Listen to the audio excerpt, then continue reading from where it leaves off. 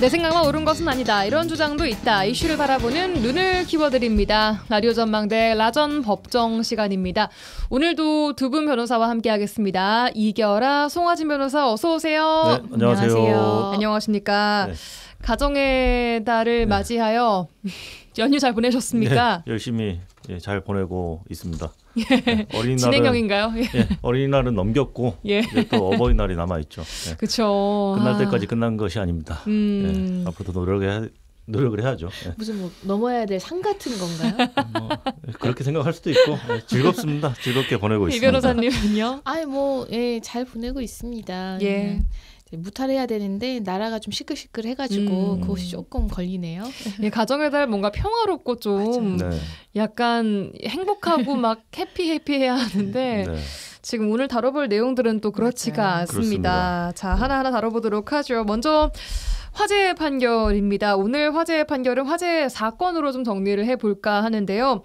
최근 이슈가 있었던 SKT 유심 정보 해킹 사건 이야기 가져와 봤습니다. 두 분은 혹시 이 통신사 쓰고 계세요? 아니요, 저희는 쓰고 있지는 않는데 주변에 워낙에 많은 분들이 SK 쓰고 있어서 큰일이죠. 피해 규모가 어마어마하더라고요. 정리부터 좀 해볼까요? 일단 유심 정보 해킹 사태로 2,500만 명 가입자의 정보가 유출됐을 가능성이 지금 나오고 있어서 굉장히 사회적으로 큰 혼란이 있습니다. 우선은 지금 유심 정보가 해킹이 됐다. 그리고 피해자의 수가 2,500만 명 정도 된다. 이게 지금 확인된 사실이고 이 정보가 유출돼서 2차적인 피해까지 나왔는지 여부는 아직 뭐 명확하게 지금 나오고 있는 이야기는 없지만 그럴 수 있는 가능성이 열려 있다라는 거잖아요. 그렇기 때문에 피해자도 지금 너무 많고 사회적으로 파장이 어마어마한 그런 상황입니다. 이게 뭐 지금 우리 정보가 어디까지 얼만큼 유출이 됐는지 확실히 알 수는 없습니다만 이런 것 때문에 앞으로 발생할 2차 피해에 대한 우려가 굉장히 좀 커지고 있는, 또 불안감도 커지고 있는 상황입니다. 어떤 피해들이 지금 우려되고 있는지 정리를 좀 해볼까요? 아무래도 이제 많은 분들이 우려하시는 부분은 이 유심칩 이 이제 해킹이 당해서 이거를 복제해서 마치 내가 아니지만 누군가가 나의 정보를 이용해서 내가 그 활동을 하는 것좀 사용할 수 있는 거, 그 부분을 가장 이제 우려를 하고 그로 인한 어떤 금전적인 피해로까지 이어지는 것들에 대해서 우려를 하는데 지금까지 이제 발표된 어떤 조사 결과를 보면 이번 해킹의 핵심이 가입자 인증 서버라고 하는 HSS가 침투를 당했다고 합니다. 맞아요. 이 서버에는 그 유심에 저장된 가입자 식별 번호하고 가입자 인증키 이런 걸 관리하는 서버인데요. 그리고 또 SKT 망을 사용하는 모든 단말기에 이제 신분증 역할을 한다라고 이해를 하면 된다고 하더라고요. 근데 이제 뭐 그나마 다행인 것은 단말기의 고유 식별 번호, 이것은 이 HSS에서 관리되는 것이 아니라고 해요. 그래서 그것은 유출이 되지 않았다. 그래서 뭐 이제 전문가들 중에는 그런 고유 식별 번호가 인출되지 않았기 때문에 뭐 이제 한간에서 걱정하는 그런 뭐 이제 유심을 복제해서 어떤 그런 이제 더 2차 피해로까지는 이어질 가능성은 뭐 이렇게 크게 높지는 않다라는 이제 그런 이야기들도 나오고는 있습니다. 그럼에도 뭐 불안감이 완전히 이게 뭐 불식되기는 맞습니다. 어려운 상황이고, 많은 분들이 유심을 뭐 교체하느라고 줄을 서서 대리점 앞에서 막 몇 시간씩 기다리고 하는 사태가 뭐 벌어지고 있습니다. 자, 이번 유심 해킹 사태 범인이 누구인지 밝혀지지 않은 거죠? 아직까지 밝혀지지 않은 것으로 이야기들이 전해지고 있어요. 지금 SKT 유심 정보 유출 사태에 대해서 조사는 계속되고 있는데 뭐 해커가 흔적이 잘 남지 않는 악성 코드를 사용해서 추적이 쉽지 않을 수 있다, 이런 분석들이 지금 계속 나오고 있습니다. 그래서 민관 합동조사단이 지금 악성 코드 8종의 유입 시점과 발견 장소 등을 살펴보고 있는데 뭐 이 결과에 대해서는 아직은 뭐 발표를 하지 않고 있고 아직 확인하고 있는 사안이다. 이 정도로만 지금 답변을 하고 있습니다. 그렇습니다. 관련해서 고발과 또 손해배상 소송도 이어지고 있는데, 먼저 만약에 SKT가 정보 유출을 알고도 고객들에게 좀 늑장 대응을 한 것이라면 어떤 책임을 좀 져야 합니까? 일단 이 사건과 관련해서 저희가 살펴봐야 될 법률은 개인정보보호법인데요. 예. 이제 개인정보보호법의 39조에 보면 손해배상 책임 규정이 있어요. 예. 여기 보면 이제 정보 주체는 우리 이제 가입자들을 생각하시면 돼요. 정보 주체는 개인정보 처리자, 이제 SKT겠죠. SK텔레콤이 이 법, 그러니까 개인정보보호법을 위반한 행위로 인해서 손해를 입으면 이제 손해배상을 청구할 수 있는데요. 다만 이제 SKT가 그 고의 또는 과실이 없었다. 예. 이러한 해킹 사태와 관련해서 회사에는 고의와 과실이 없었음을 입증하게 되면 책임을 면할 수 있는 것이고요. 예. 그러니까 우리가 이게 중요한 이유는 뭐냐면 기본적으로 손해배상을 청구할 때는 손해를 입었다고 주장하는 측에서 예. 그 손해를 발생하게 돼 어떤 그런 걸 입증해야 될 책임이 있어요. 그런데 예. 이 개인정보보호법에는 이제 별도의 규정을 두어서 이 개인정보 처리자가 자기에게 고의나 과실이 없었음을 입증하지 못하면 책임을 지도록 이런 규정을 두었습니다. 그래서 뭐 늦장 대응뿐만 아니라 만약에 늦장 대응을 해서 더 피해를 키웠다면 예. 말할 게 없겠죠. 예. 그러한 거에 어떤 고의나 과실이 있었다라고 한다면은 손해배상 책임을 지게 될 수밖에 없습니다. 그리고 예. 질문해 주신 내용은 늑장 대응에 관련된 내용만 말씀을 하셨는데요. 예. 사실은 이런 손해배상 관련된 부분은 뭐 유출이 됐는데 늦게 대응을 했다. 뭐 이것보다도 유출되지 않게끔 원래 그 잘 사전에, 대비를 해야 될 예. 의무가 있는 거잖아요. 그 부분에 대해서 책임을 묻는 것이기 때문에 일단 일정 부분 책임을 져야 된다라는 거, 통신사가 책임을 져야 된다라는 건 예. 뭐 이견이 없는 사실입니다. 예, 오늘 뭐 사고 19일 만에 SKT 최태원 SK그룹 회장이 해킹 사고에 대한 대국민 사과를 하고 또 문제 해결에 최선을 다하겠다 이런 입장을 밝혔습니다.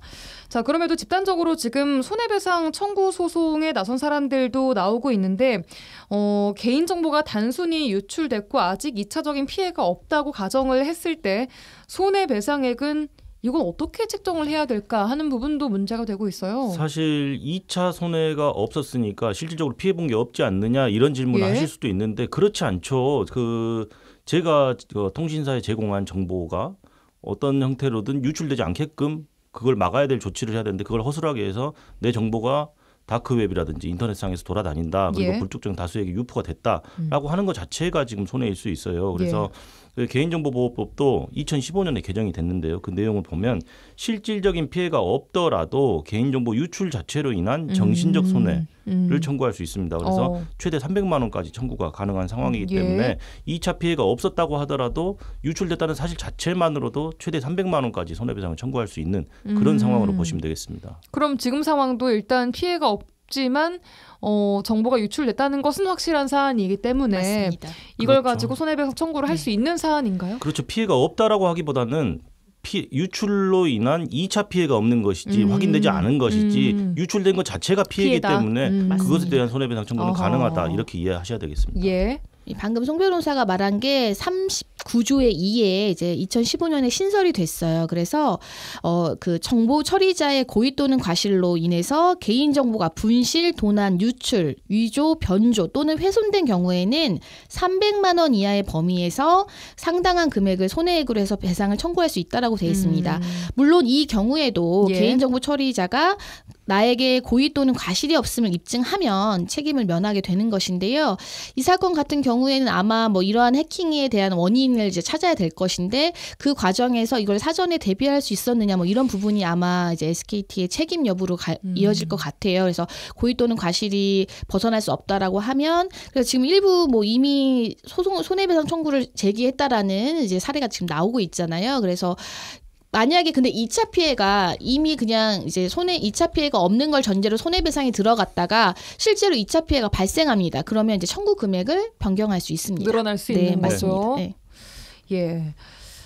이게 정말 통신사가 얼마나 많은 개인정보를 가지고 있겠습니까? 그렇죠. 이런 것들을 잘 보호하는 것 또한 그들의 책무인 건 당연한 것인데 일단 이런 사태가 터져버려서 이에 대한 손해배상도 이어지고 있는 상황입니다.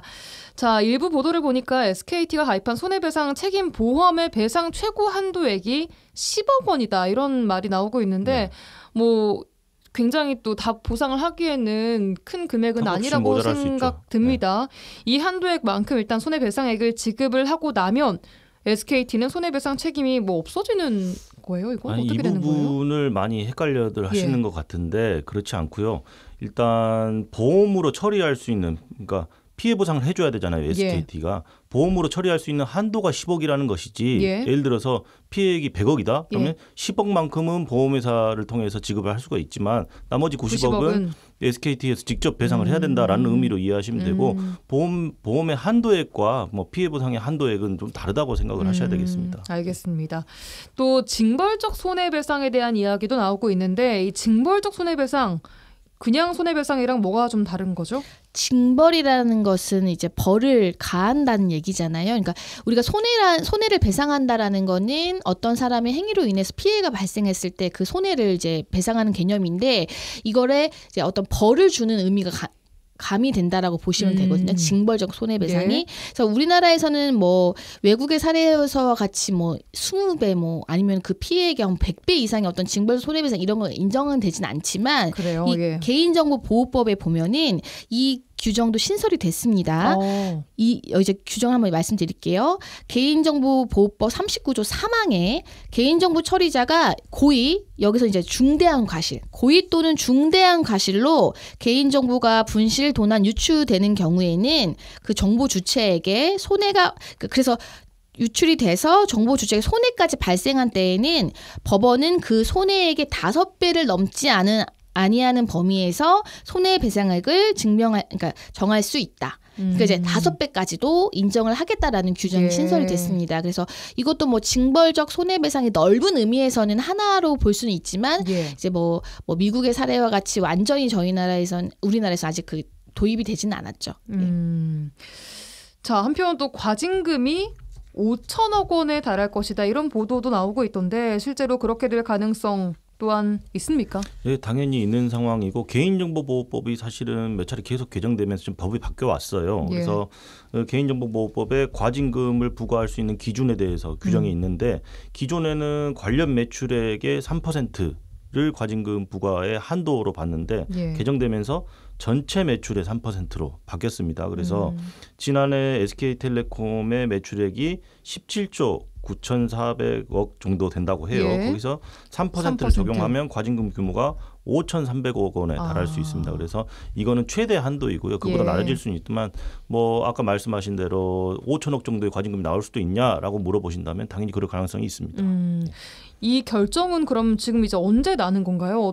어떻게 손해배상을 해줄 수 있을 것이며 어디까지 해줄 것이며 얼마를 과징금 받을 것이며 일단은 지금 피해 규모라든지 이런 것도 명확하게 완벽하게 확인되지 않은 상황이에요. 그래서 이런 뭐 민관 합동조사단에서 지금 조사를 하고 있잖아요. 그래서 어떤 결과가 나오면 그걸 기반으로 이제 법원의 판결이라든지 관할 관청에서 이제 과징금 부과하는 어떤 기준이 될 수가 있겠죠. 그래서 일단은 조사 결과를 좀 기다려 봐야 되는 그런 상황입니다. 네, 상당시 좀 걸릴 것으로 보입니다.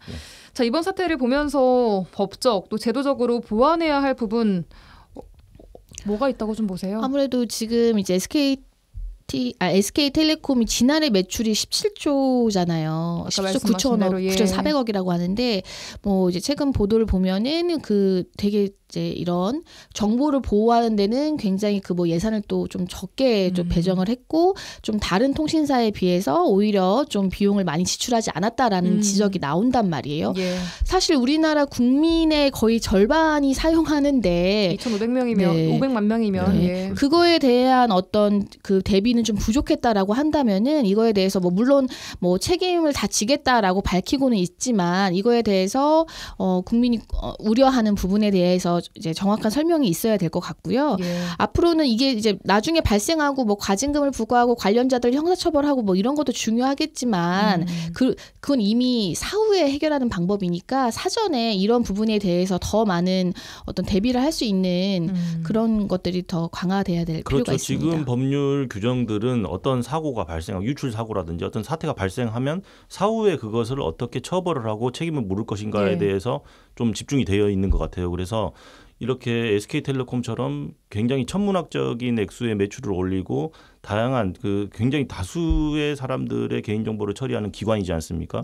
이런 업체들에 대해서는 어느 정도 수준의 보안을 유지를 해야 된다라든지 그런 가이드라인이나 이런 것들이 좀 법률 규정에서 제시가 된다면 훨씬 또 좀 좋아지겠죠. 예. 예, 그렇습니다. 뭐 이번 법적 제도적 보완 이외에도 SKT 자체 대응 또한 뭐 논란이 많이 있었습니다. 오늘도 SKT 회장이 나와서 한 말 중에 위약금 그 해지 위약금 면제 여부에 대해서는 아직까지 뭐 같이 법적 검토를 더 해야 한다 이렇게 끝까지 뭐 이렇게 해주겠다라는 말은 안 한 것으로 지금 알려지고 있습니다.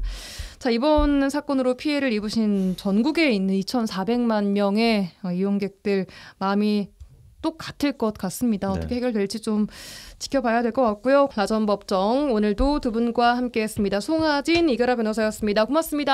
네, 감사합니다.